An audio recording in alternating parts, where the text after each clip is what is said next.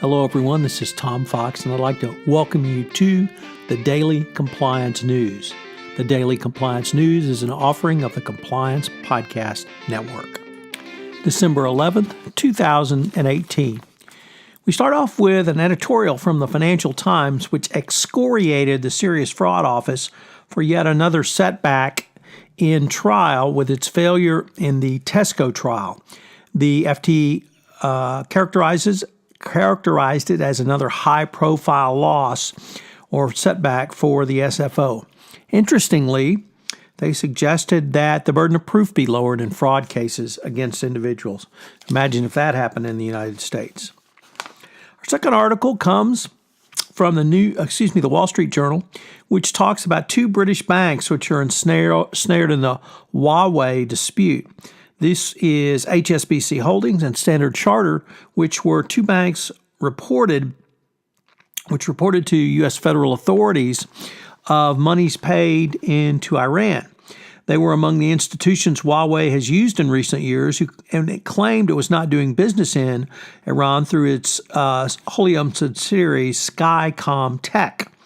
For the lenders, this assurance was critical, yet their AML program picked up that it wasn't. Next up, are you still shopping for Christmas presents? Well, how about a Van Gogh, a Monet, an Oscar once belonging to Marlon Brando, a completely glass grand piano, a $250 million yacht, or even a $35 million bombardier jet that's been grounded? These are all items which have been obtained from by the U.S. government through its forfeiture anti-kleptocracy law from the noted fraudster Jho Low. It may cost you a little bit of money to get them, but they would probably make great Christmas presents if you can obtain them from the U.S. Marshal Service. They are in Switzerland and in Texas, Malaysia, and other locations across the globe. And finally, we end with a story from the New York Times Deal Book section, which asks, how much could one MDB scandal cost Goldman Sachs?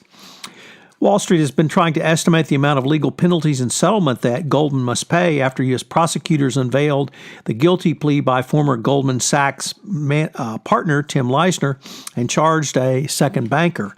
The company's stock went down 20% after the charges were revealed. However, the ultimate size of the legal hit may largely depend on whether the DOJ and others can demonstrate that Goldman's internal controls were inadequate and the wrongdoing could be easily placed in its environment. Regulators such as the Federal Reserve, the New York Department of State of Financial Services could well decide to penalize Goldman. Of course, the Malaysian government has asked for the full $600 million in profits back. It is not known whether Goldman self-disclosed and could possibly come under qualification for the FCPA corporate enforcement policy and simply have a declination with disgorgement. Certainly, they are hoping for a non-prosecution agreement. The response to the Daily Compliance News has been quite gratifying. Several people have contacted me and told me how much they enjoy this daily summary, a short summary of compliance and corruption-related news.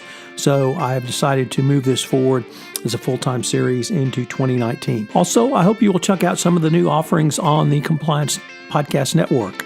Jay Rosen and myself have started a new podcast series, Popcorn and Compliance, a look at compliance through the lens of the movies, that premiered Saturday, December 8th, and will post bi-monthly on Saturday for your entertainment and enjoyment listening pleasure.